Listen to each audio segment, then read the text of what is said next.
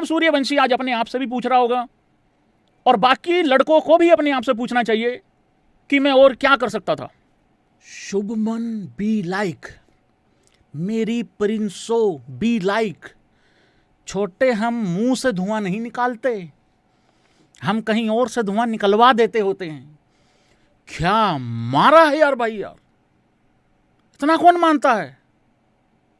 गिल, बच्चों को आगे लगा के भाई लोगों इमोशनल मत करा करो मेरे को। I am very professional. जैसे मार खाई थी आरसीबी से उसी तरीके से मार खिला के आरआर को वैसे ही पहुंच रहे हैं फाइनल में भाई लोगों। यस, मुझे राजस्थान के बाहर होने से बहुत दुख होता है, ये बात बिल्कुल ठीक है आफ्टर पंजाब आरसीबी। बट जो तगड़ा क्रिकेट खेला है, जो बेवकूफ़ी करी है आरआर ने, उस पर हम लोग बात करेंगे। 3 से 4 जगह पे बहुत बड़ी बेवकूफ़ी हुई है।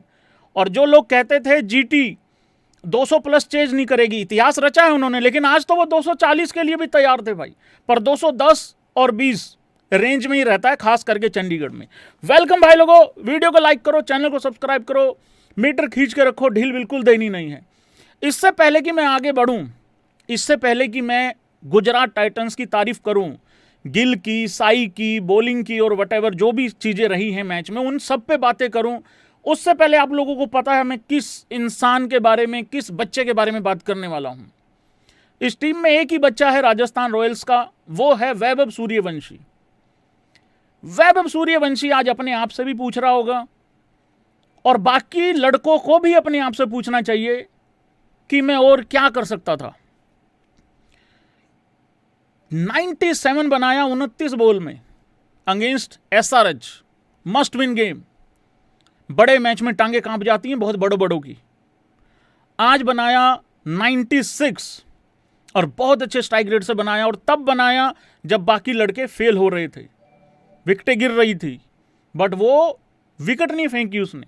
मुझे लग रहा आज वाली पारी उसकी ये बता के गई है कि भाई वो बहुत सेंसिबल भी खेल सकता है।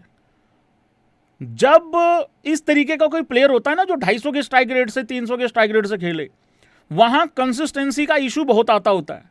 बट ये लड़का यार 776 रन बना के गया है भाई लोगों, और अभी तक तालियां बज जानी चाहिए इस 776 रनों पे।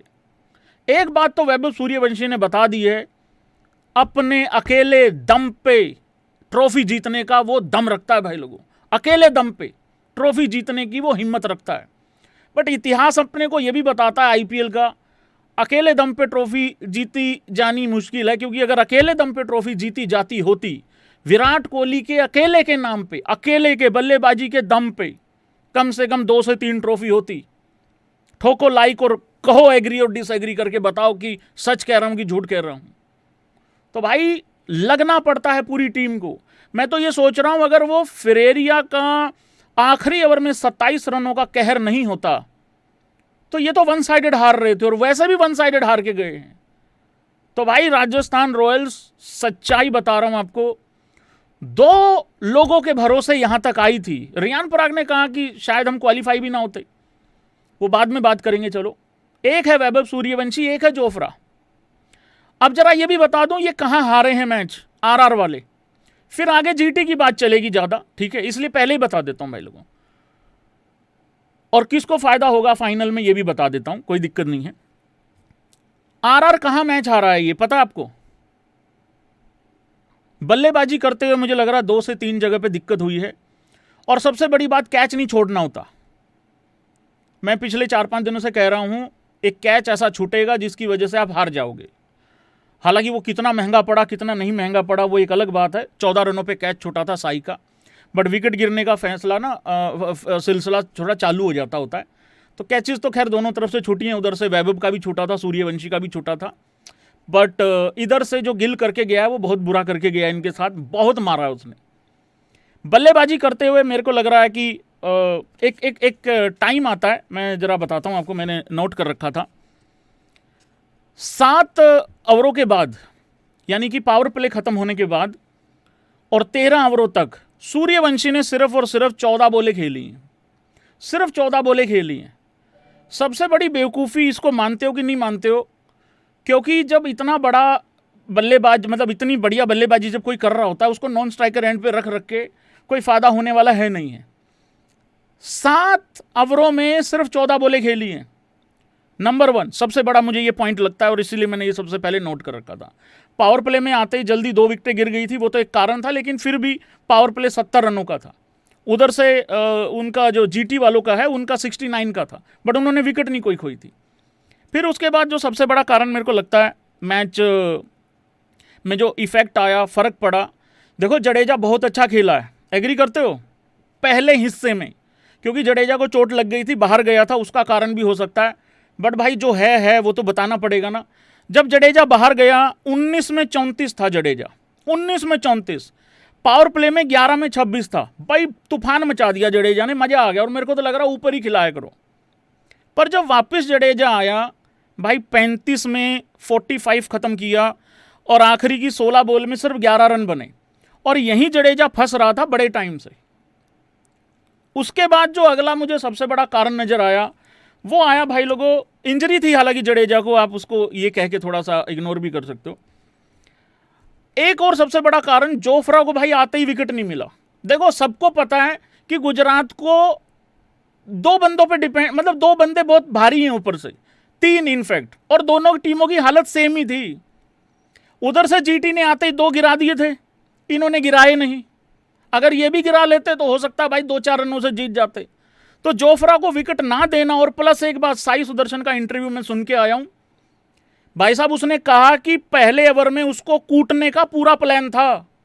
19 रन आते हैं पहली ओवर में, और उसके बाद बर्गर आता है, पहली बॉल डालता है वाइड का चौका, 5 रन आते हैं, मतलब कायदे से 6 बॉल में 24 रन आ गए थे। और उसके बाद एक और बड़ा कारण, एग्री करो अगर मेरे कारणों से तुम एग्री करते हो कि नहीं करते हो, आरआर क्यों हारा। एक और सबसे बड़ा कारण, रियान पराग किस चीज का इंतजार कर रहा था भाई जोफ्रा आर्चर को लेके। 15वें ओवर तक रोक के रखा उसको, 14वें ओवर तक, 15वां ओवर डलवाया। अरे 2 ओवरों में ठीक है भाई उसको मार पड़ गई, मैं मानता हूं, एग्री करता हूं, मार पड़ गई उसको 2 ओवरों में, 29 रन आ गए थे।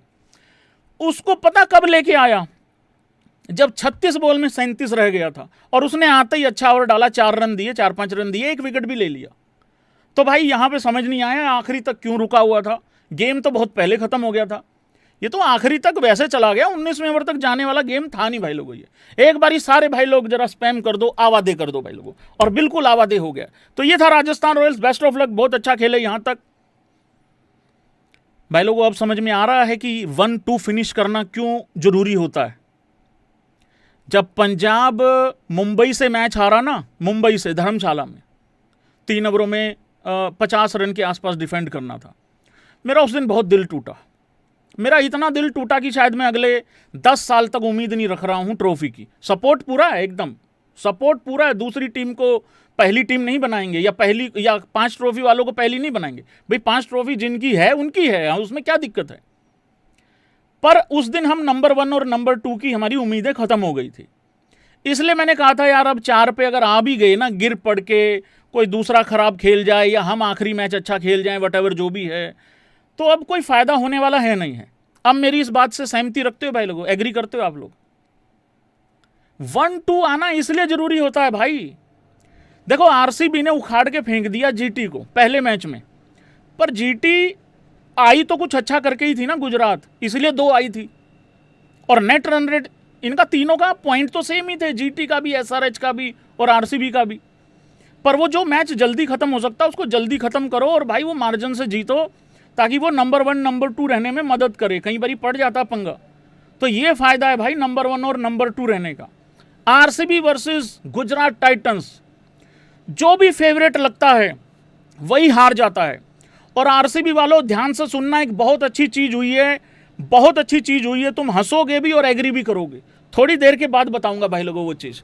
शुभमन गिल भाई साहब क्या पारी खेली है, जट भाई कौन दिया भाई, ये हुआ है भाई आज, जट गरज के गया भाई, पूरा एकदम उखाड़ के फेंक दिया भाई।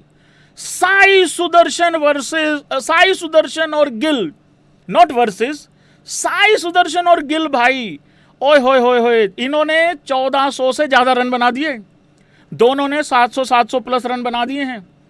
और साई का तो आखिरी मैच में टारगेट तुम सबको पता ही है क्या होने वाला है। शुभमन गिल का हमेशा इल्जाम लगता है कि बड़े मैच में रन नहीं बनाता। ये बड़ा मैच था कि नहीं था, ये भी तुम ही फैसला करके बता दो, क्योंकि रन ना बनाए तो मजाक उड़ता है और बना दे तो तुम कहते हो फ्लैट विकेट है। ओ सॉरी, ओ गलती होगी, माई बाप गलती, धरती गलती होगी। भाई शुभमन गिल ना, देखो हम भी क्रिटिसाइज करते हैं, बिल्कुल करना भी चाहिए जब खराब परफॉर्मेंस होता है तो, लेकिन जब वो रन बना देता तो अप्रिशिएट क्यों नहीं करते? फिर flat wicket flat wicket flat, अरे जो भी थी दोनों टीमों के लिए सेम थी। तो भाई बहुत अच्छी पारी, और इतना जज्बाती हो गया, पता नहीं क्या हुआ अचानक से। अच्छा भला 50 बनाया था आराम से, ठीक ठाक डिसेंट, 30 बॉल में 50 पूरा किया। भाई साहब 35 बॉल में 71 पे पहुंच गया, 30 में 50, 35 बॉल में 71 पे पहुंच गया, और अपनी पारी जो खत्म करी वो शतक बनाया 47 बॉल में, और पारी खत्म करी भाई 104 रन पे। 53 बॉल खेली हैं, 15 चौके मारे हैं, 3 छक्के मारे हैं, और प्रॉपर प्योर टाइमिंग था। कोई लप्पाबाजी तो होती नहीं है, गिल वैसे लप्पाबाजी करता भी नहीं है। इस पूरे आईपीएल में शुभमन गिल का जो सबसे अच्छा लगा, कारण भी है भाई लोगों, बहुत बड़ा कारण है। देखो मेरी बात सुनो ध्यान से, पता नहीं कितने लोगों को याद है, स्ट्राइक रेट उसका है 163 का, ठीक है। इस पूरे आईपीएल में एशिया कप में लेके आए थे शुभमन गिल को, मैंने 2 बातें बोली थी, या तो लाना नहीं था या निकालना नहीं था, और अगर लाए थे तो नंबर 3 लाना चाहिए था। वो एमआरएफ का बल्ला है उसके पास यार। विराट कोहली रिटायरमेंट लेके चला गया है T20 से भी, और भाई लोगों टेस्ट से भी। अगर वो टेस्ट में अपनी ओपनिंग छोड़ के 3 छोड़ के 4 आ सकता है, तो वहां पे भी उसको नंबर 3 ही संभालना चाहिए था, क्योंकि तिलक वर्मा की कंसिस्टेंसी क्या है क्या नहीं है वो तुमने देख ली, और सूर्या का भी देख लिया सिस्टम। तो वहां जब उसको निकाला ना, तो भाई वो हर्ट तो हुआ है, ये बात तो सिंपल है, और ये कहीं ना कहीं दिख भी रहा है उसको देख के। 722 रन हो गए हैं शुभमन गिल के इस पूरे आईपीएल में, 1 मैच और बचा हुआ है फाइनल, और 163 का स्ट्राइक रेट है। कैमरा बंद कर दो थोड़ा सा भाई लोगों को दिख जाए, और 48 का एवरेज है, और उधर 52 के करीब करीब साई का भी, सॉरी उसका भी अच्छा एवरेज है, वो बाद में दिखाऊंगा, कोई दिक्कत नहीं है। तो ये थी पारी भाई लोगों शुभमन गिल की, बहुत अच्छा किया है। बस एक गलती, पता नहीं गलती है या क्या है, एक चेंज कर दिया शुभमन गिल ने। वो 3-3 ओवर डलवाता था सिराज से और रबाडा से, एक से तो डलवा रहा है, एक से नहीं डलवा रहा। तो ये पता नहीं क्यों चेंज कर दिया, ये वर्क कर रहा था उसके लिए, और मुझे लग रहा है इसी वजह से पावर प्ले में 10 रन एक्स्ट्रा खा रहे हैं ये लोग, तो वो कहीं ना कहीं दिक्कत है। और आज गुजरात की तरफ से सबसे ज़्यादा खुश इंसान कौन है? स्पैम करोगे तुम लोग, सही जानते हो कि नहीं जानते हो, बताओ जरा एक बारी, कौन है सबसे हैप्पीएस्ट पर्सन? कौन है इस टाइम पे, ये बताओ जरा। पिछले मैच में आरआर की तरफ से सबसे हैप्पीएस्ट पर्सन था यशस्वी जायसवाल, कौन है कोई बताएगा? बिल्कुल यार, कितनी सोच मिलती है हमारी भाई। अरे राशिद मियाँ, राशिद मियाँ की ऐसी रिजाई भरी है, ऐसी रिजाई भरी है, और आखिरी ओवर में तो गोडे नीचे आ गया। खैर उससे पहले राशिद मियाँ पे बाकियों ने, जिसके सामने आया उसको किसी ने नहीं छोड़ा भाई, चाहे वैभव हो चाहे कोई भी हो। आखिरी फेरेरिया तो कमाली कर दिया, मतलब उसने तो 27 रन 2 ओवरों में 45 के आसपास पड़ गए राशिद को। और राशिद भाई चलो ठीक है, यहाँ अब तुम्हें पता लगा युजवेंद्र चहल कितना बड़ा काम कर रहा है इस ग्राउंड पे। भाई साहब आसान नहीं है, थोड़ा सा हमें भी थोड़ा क्रेडिट दे दो Punjabi fans in the house guys की टीम को। भाई साहब आसान नहीं है ना। धर्मशाला मैं तुमसे, मैं तरस योग भावना के तहत नहीं बात करवाना चाह रहा हूं, लेकिन थोड़ा हमें भी अप्रिशिएट कर दो यूं करके कि भाई तेरी टीम ठीक है, कंडीशन ही थोड़ा इस तरीके से है। भाई ना तो धर्मशाला में आसान है जीतना, अब पता लगा तुम्हें गोगी वीर रन नहीं खाता, मेरे गोगी वीर को हर्षदीप को कंडीशन ही इस तरीके के देते हो तुम, क्या करें भाई। धर्मशाला 240 बना के भी सेफ नहीं, यहाँ कितने बना लो उतने सेफ नहीं है। तो ये चलता है भाई लोगों, बहुत मार पड़ी है राशिद को, पर अगले मैच में राशिद का बहुत इंपॉर्टेंट रोल रहेगा, ये मेरी बात याद रखना जरा, ठीक है। धन्यवाद।